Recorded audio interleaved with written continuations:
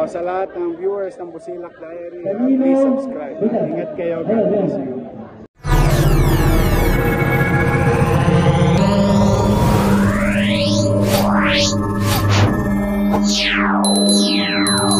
Alam niyo ba yung istorya ng Black Rice? Napagalitan pa ako ng matanda dyan. Totoo lang. Ano sabi sa akin matanda? Ikaw, hindi mo na kami mahal. Ito, bakit mo na? Yung binigay mo, bigas kulit ba? Maitim na, makunat pa, mahirap pang luluin. Sabi ko na, yan po ang pinakamasustansya at pinakamahal na bigas sa buong mundo. Ay, gano'n pa. Kaya nagtimitim eh. Sabi ko, gano'n pa. Tay, totoo ba yung cake naging cupcake? Totoo? Hindi niyo ako sinacharot? Cupcake na lang talaga?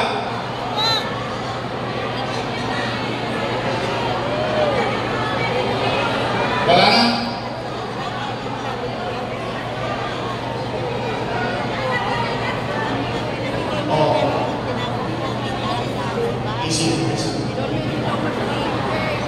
Alam niyo, nakakalungkot, mga nanay ko, mga tatay ko, mga lolo ko. Nung ginawa ko lahat yan, kasama ko sila. Kasama ko sila.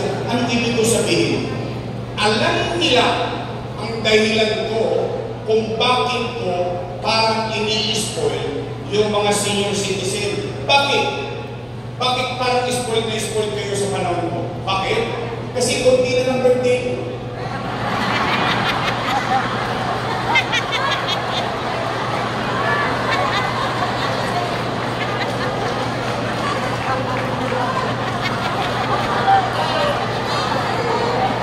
Bakit nakakalungkot?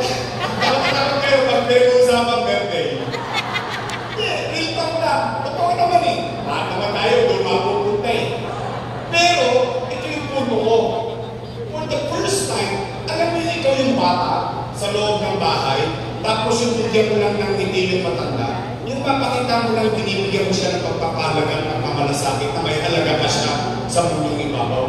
Yun ang reason kung bakit mo yung ginagawa sa mga senior citizen sa lungsod ng Maynila.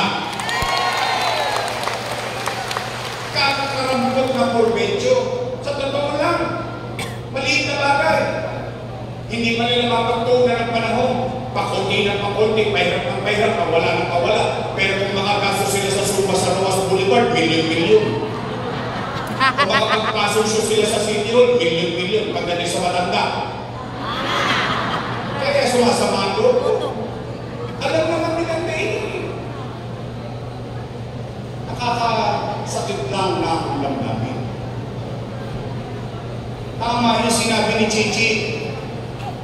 Nung bata kami, malalambot na buto namin, inalagaan nyo kami.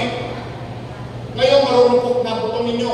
Kami naman ang matitigas sa buto, paano ba naman alagaan namin kayo?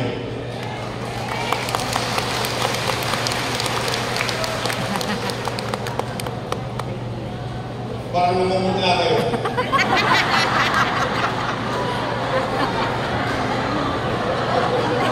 Kumain pa kayo?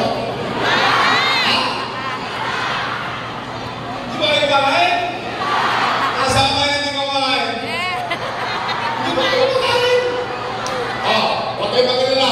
Pumanatag kayo. Lilipas din yan. Kala ko. Nagatuloy. Sige. Mga nanay ko, mga tatay ko, mga lulot-lola ko, pumanatag kayo. Umuwi kayo ng busog ng pag-asa. Sa pag-asa man lang, mabusog kayo ngayong umaga ito. Sabihin niyo, may awa Diyos, sa tulong ninyo, nakabalik tayo.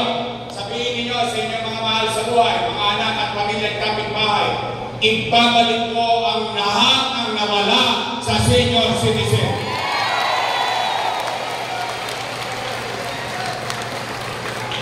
Pangalawa, tay, totoo ba?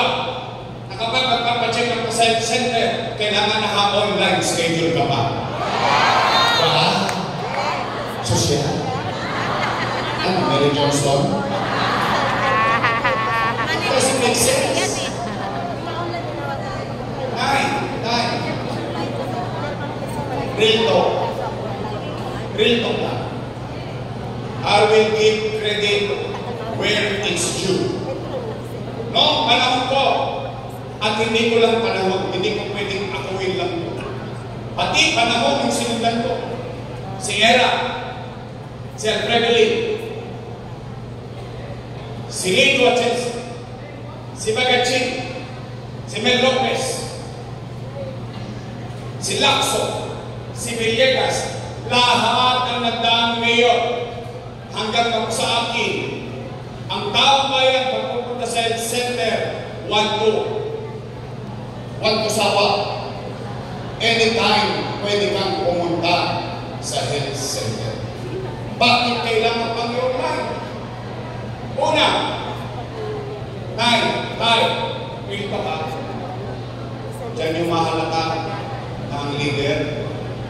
Hindi niya nauunawaan ang katayuan ng kanyang nasasakupan. Bakit? Online, schedule. Una, anong kailangan mo sa online schedule? Cellphone. Libre ba cellphone? Tosgas ka. Pangalawa, anong kailangan mo? Load. Libre ba load? Tosgas ka. Pangatlo, pinakamalupit, hindi ka marunong mag-online.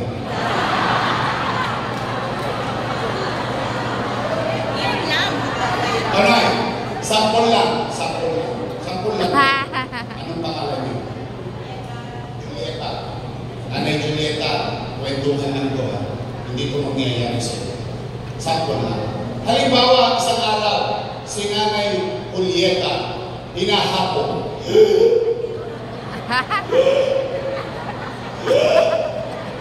Apo, dali mo nga ako sa health center. Gusto ko magpa-check up, pinahapo ako. Ano sagot ng apo? Tumigil ka, Lola, wala kang online, ha? Ano nangyari kay Nanay Julieta?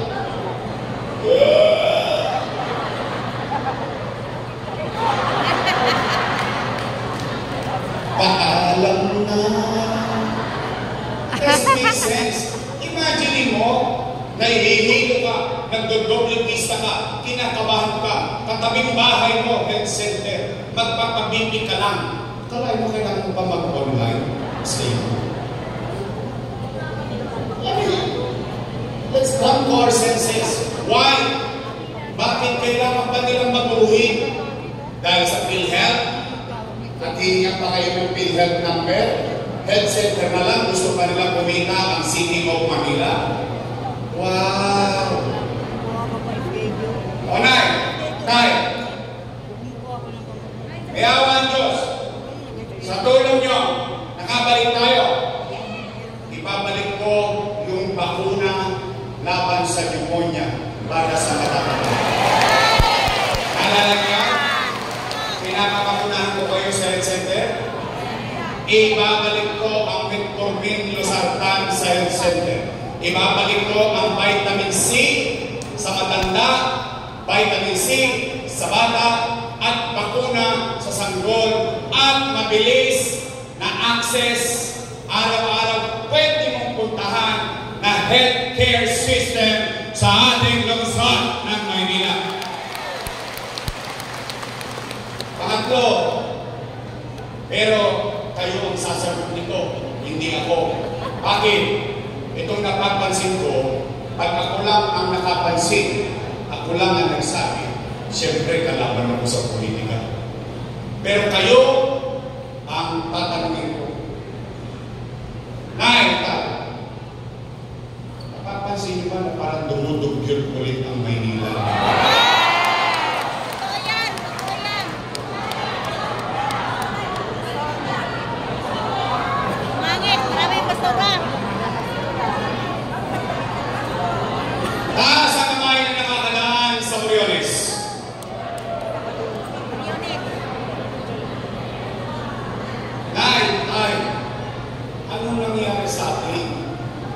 Tatlong taon.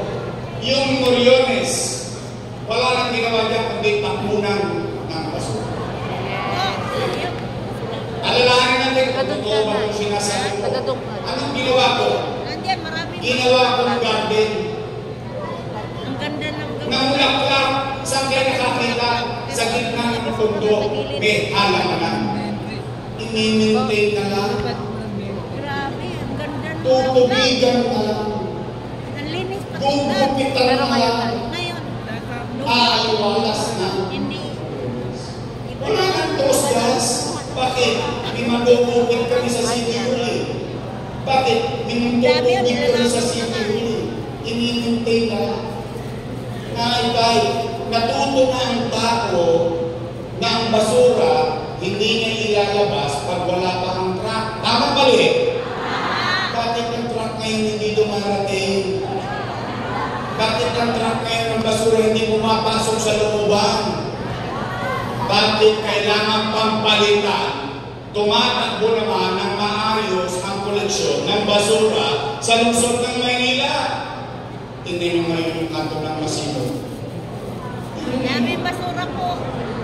Ang bagong Smoky Mountain ng Tondo. Nilalangaw na kami. Nalinis na yan eh. Sumunod na yung tao sa akin eh. Nakisuyo na ako sa tao. Ano sabi ko sa tao ng araw? Yung basura, ilagay ko sa tamang sisimula. Iset nyo ang obligasyon ko ipadala yung truck sa bawat iskinita, kalsada ng lungsod ng Maynila. Bakit di na mamahal? Nagbalikan na naman si Edith Patra. Tuloy na po ang Maynila sa Luna. Sinasaputahin ko daw siya. Ano naman ang kinalaman ko doon? Sino ba ang nakaupo? Siya. Akalain ko nasa putahin. Isa lang ang ibig sabihin nun. Ito, ang hindi nila alam. Ang taong bayan, dalawa lang ang pagpipilian. Hindi mo kinonekta basura, dalawa lang ang pagpipilian niya. Mamahawag loob ng bahay niya o mamahawag yung kalsada. Ganun lang ang gagawin ng tao. Bakit? Hindi mo ginampanan yung tungkulin. Ang gagawin ng tao kaysa mamahawag. Pero, sino? Alam niyo yung Mabuhay Street? Opo. Kung saan ang kumakit? Doon po. Noong araw doon, nagsasyaran ulit na kami araw-araw. Siya ulit ah. Palutin mo. Okay, get to that. Naalala niyo? O ang bango nun. Bagay, hindi pa kayo kumakain. Pero nalinis niya eh. Nay, ano nangyari sa akin? Tatatlong taon na ako nawala. Lalabing 7 lang ang LGU sa NCR. Tingnan nyo, pang ilan tayo? Pang-17. Nang ulit, tinalo pa tayo ng pateros. Ano tinda sa pateros? Itlog, penoy, balon. Tama mali? 17 out of 17. Kulelat tayo sa paglaro. Hindi po galing sa akin yan, ha? Saan galing yan? Philippine Statistics Authority. PSA. Kulelat. Kung dito kulelat tayo, dito naman number 1 tayo. Yan. Number 1 tayo sa krimen. Sa buong Southeast Asia. Not Philippines. Not Philippines, but Manila. Anong ibig sabihin ng number 1 tayo sa crime index sa buong Southeast Asia? Nagbalikan naman ng hold-upper, snatcher, patayan dito, patayan doon, droga. Nakita niyo yung Arten, sikat na naman ang Arten dito sa mundo. Bakit naman masyado nilang pinabayaan ang lungsod? Itutuloy na lang nila eh. Nay!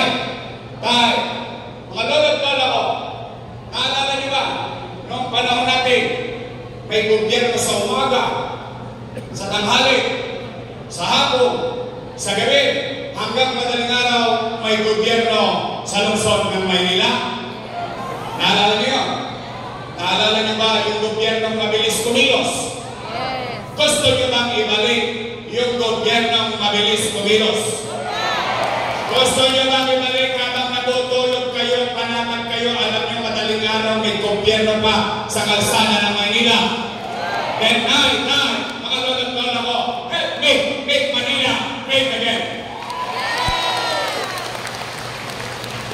Pang-apat at panghuli para uwi na. Kung ano, baka mag-abono pa si Ernest Tunisio. Pero ito yung pinaka-importante sa lahat. Itong usapin nito. Ito tingin ko, sa lahat ng problema ng tao, ito yung pinakamahalaga. Bakit? Tungkol ito sa pera ng taong bayan. Mahalaga sa inyo. Dapat na binayad yung buwis yun. Tama ba? Nay, nakalulungkot isipin na itong mga dati kong kasama noong araw, panay papuri sa akin. Kala ko para simba, papuri. Puro papuri. Ngayon, ako na ang pinakamasama sa isipan at mata nila. Anong sabi ng kabila? Si Yorme, maraming iniwang utang. Narinig niyo? Narinig ko rin.